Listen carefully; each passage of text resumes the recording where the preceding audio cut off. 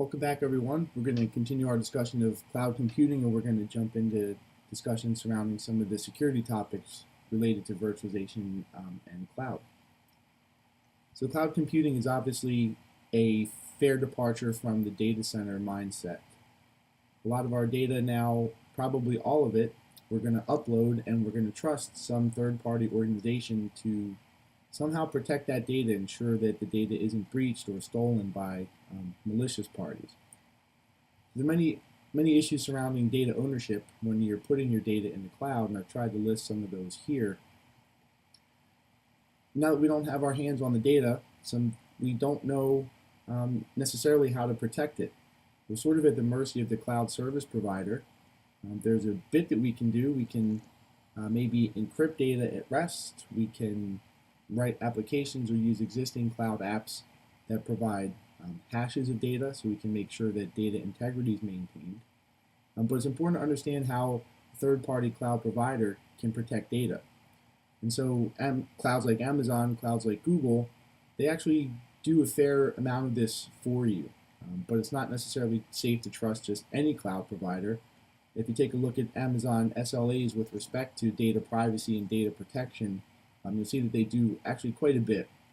On the second bullet here, we talk a little bit about authorization and logging data accesses. In this case, it's not always clear for a cloud service provider who should have access to which data. For example, if you're using something like Windows Active Directory groups to provide file-level access to data within your organization, the cloud service provider has to have some understanding of how that model works. And same thing with logging data access.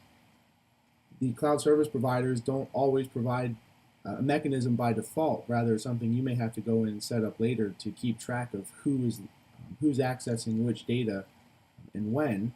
And oftentimes they'll add this service on for a small cost.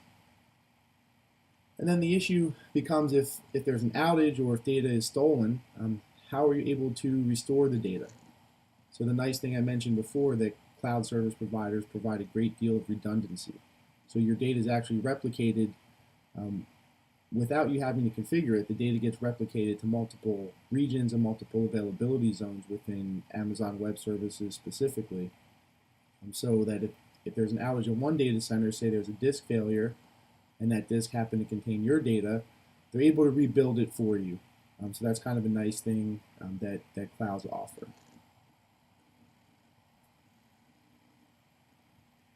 Protecting your user is actually a big deal in the cloud too, because as I mentioned before, if you're using some sort of centralized authentication or some central user directory, namely I've listed Active Directory for Windows and LDAP for Linux servers here, can we link our corporate directory somehow to the cloud service provider? And there are questions around whether or not that's actually safe to do and how easy it is to manage. So the answer is yes. In most cases, the large cloud service providers do provide some sort of centralized directory service that's capable of connecting with your on-premises infrastructure, so going back to that hybrid cloud model, and they sync your directory information with their directory information, and you can actually do identity access and management in the cloud, either to mirror what you have on premises or to supplement it. And so one neat thing that they do, so Amazon has something like this, and so does, the Google Cloud. They do identity federation of your users. And so what identity federation is, you can basically think of it as it's a type of a single sign-on.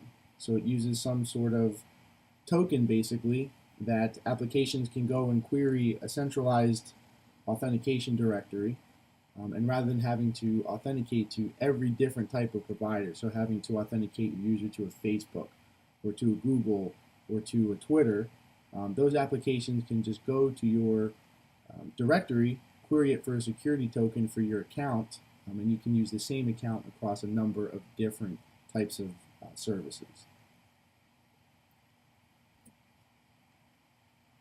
Compliance tends to be a big thing nowadays with you can think of the different types of organizations that exist. There are more, but I've listed here government, financial, and medical organizations because they tend to provide different compliance mandates. When you think of the government, for example, the government deals with a lot of proprietary information, and in many times they use lots of different types of classified data. So in the graphic listed below, you can see that that definitely touches at the security aspect of that chart.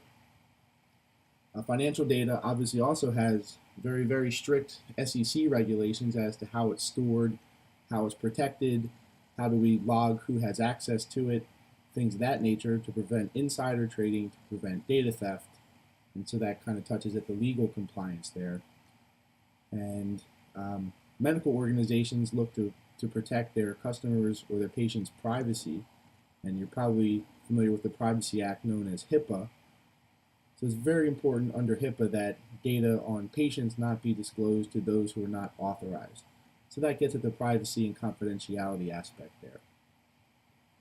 But it can be difficult for organizations to absolutely ensure that the data is protected in a way that's compliant with their industry.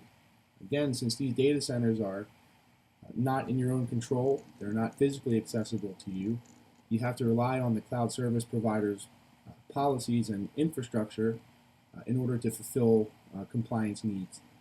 So what you'll find is that these cloud service providers produce these really nice service level agreements that outline exactly what they do to be compliant with some of these major directives. And they're publicly available documents that make sure that your infrastructure in the cloud is compliant as well as the data.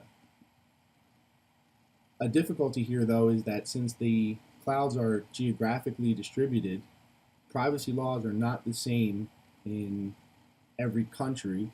And in some cases, at a micro level, they're not even the same across states. So while the cloud does provide redundancy by replicating data to different regions, it's not always clear how to maintain compliance when you're kind of crossing international boundaries. So another thing to think of when you're storing data in the cloud and trying to remain compliant.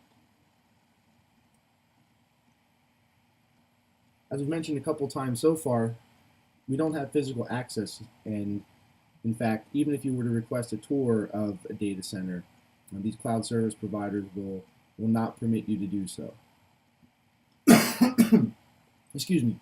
So not having physical access makes it difficult for us to ensure that malicious parties aren't accessing our physical servers.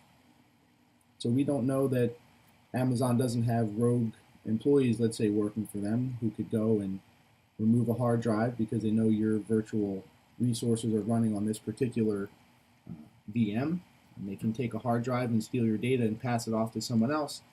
You would never know it. You would know that there was a disk issue in your region. The data would be rebuilt from one of the other availability zones nearby. You would just know that there was a blip, but without being able to monitor the physical security of your device. Data breaches are certainly a possibility.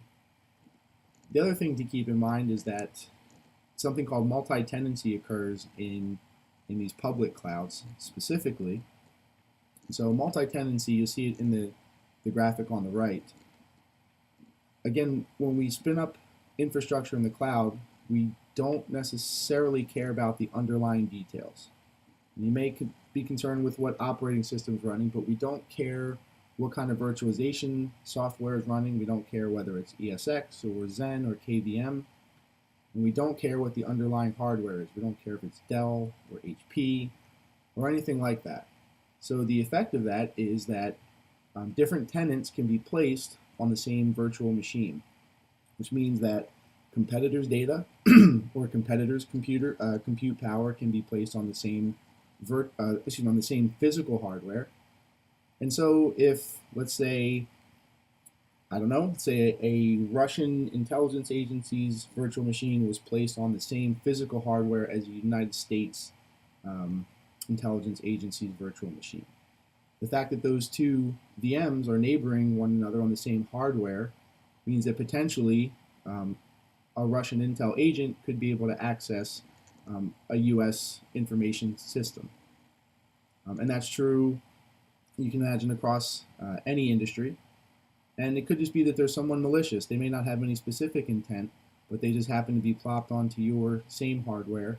And so there are concerns with multi-tenancy regarding who can access your data based on who's placed on the same physical hardware.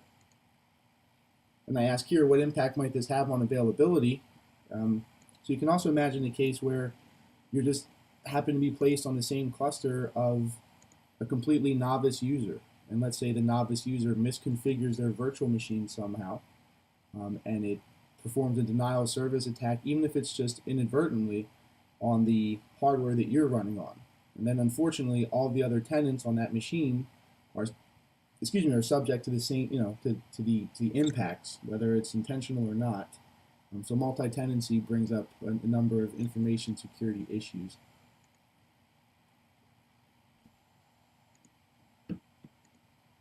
Regarding the infrastructure, there's a lot of work that has to be done in terms of things like patching software, firmware upgrades. I'm sure you hear about firmware upgrades changing all the time. When vulnerabilities are discovered, companies rush to patch it. Right? Microsoft has Patch Tuesdays, things of that nature. Well, if everything, all the underlying resources are being provided to you, including the OS version, including certain software versions, and again, including the hardware, how is the infrastructure kept up to date? So if you wanted to issue a patch to your Windows VM, you actually wouldn't be able to do it. And the same thing if you wanted to patch the underlying hardware for a firmware bug. Again, you have no way to do that because all the infrastructure is managed by that cloud service provider. But again, going back to what I said before in the service level agreements that the cloud service providers provide, sometimes that can actually be a benefit because organizations at large tend to be bad about keeping their security posture up to date with respect to their infrastructure. You've heard many breaches, especially within the government, where someone found an old unpatched server just sitting there and they were able to exploit it and gain access to the network, and then from there hop to other areas where they stole sensitive data. My claim is that cloud security is, in my opinion, definitely not less secure than a typical data center. I've designed and tried to run data centers before, and I can tell you that things like patching and hardware upgrades and having to take stuff offline while trying to keep services online is really a difficult thing to do. So I think these clouds actually provide some benefits, but having said that, if you have specific goals in mind for how an update and patch management philosophy should operate, you're not going to be able to have any insight or impact into that when you're dealing with one of these public clouds. The other thing we don't know is how are roles of administrators and developers assigned and enforced to things like the infrastructure. So we don't have any intuition as to the security groups and who can do what from the cloud service provider side. So we can't guarantee that just a plain user within the data center doesn't somehow get administrator privileges, in which case they could potentially do damage to your virtual machine. Again, it might not be inadvertent, but if just a regular user has admin access, you can imagine some of the things that they could do. It simply is just shutting down or changing configurations on your cluster. So we don't know how the organization manages the roles of their engineers and admins. So you can introduce some risk there. The other thing we can sort of know, but not always, is we don't know how regularly the infrastructure is assessed by the cloud service provider. We certainly don't get to see the results. It would be foolish for a CSP to publish their risk assessment, basically, because then attackers could get access to those findings and exploit the known vulnerabilities. So we don't know who actually sees the result. We don't know how often the assessments are conducted, and we don't know how quickly after an assessment is conducted and someone sees the results that the findings are actually remediated. Again, not only do we not know that, but we can't have any influence on that process. It's not like we can find a patch that we want to apply and just do it ourselves. We're completely at the mercy of the cloud service provider in terms of our infrastructure. And let's say that an event was known to have occurred in the cloud, or you know for a fact that somehow you suffered a breach, but you're not sure how, there's very little that we can do to basically to troubleshoot and track that issue from a forensic or from an incident analysis perspective. Well, one, we don't have root access to the physical machines in the cluster to be able to see what the actual issue was. And also for the cloud service provider, multi-tenancy can make it difficult because you may have so many different tenants and different types of virtual machines running on a single node or within a single cluster that it actually convolutes finding the root cause. So just something to keep in mind that if you're trying to investigate and analyze a potential cyber event, then it can potentially be difficult due to multi-tenancy. And going back to the compliance discussion from before, there are different laws in different countries that can actually make it difficult for certain types of investigations to proceed. So in the United States, for example, you may need a certain authority to launch an investigation, but you may not be able, depending on the organization performing the investigation, you may not be able to cross certain country boundaries. So if someone's replicating data or replicating infrastructure into other regions of the world, that may present a boundary that investigators from one country cannot cross.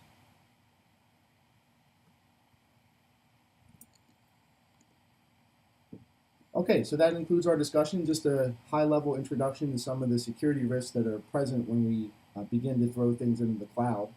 There are many, many more things to be aware of, and we're going to talk about those more and look at those more in our discussions and in our assignment this week.